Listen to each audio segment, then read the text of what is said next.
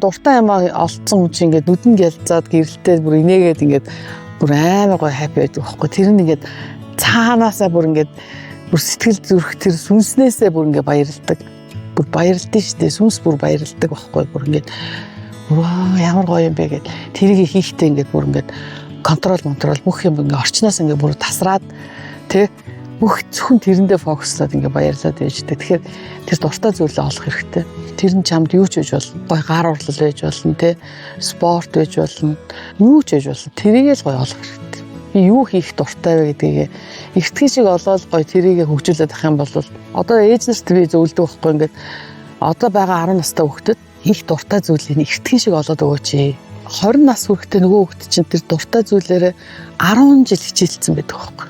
10 жил чинь айгүй их хугацаа байхгүй. Тэгээ 10 жилийн дараа 10 настай хүүхд чинь 20 настайдаа бүр амар мундаг тий. Одоо өнөөдөр тэр гоё сакс тавуулж байгаа охтууд чиг тийм чаленжтай мундаг хүчрхий болсон байна. Дахиад 10 жилийн дараа тэр 30 нас хүрэхдээ тэр хүүхэд яах вэ? Одоо гар урлал хийдэг хүүхэд баг үндэсний үйлдвэрлэл өөрөө баг бизнес хийцэн тий. Амар том одоо бүтээмжтэй тийм сууж байгаа байхгүй.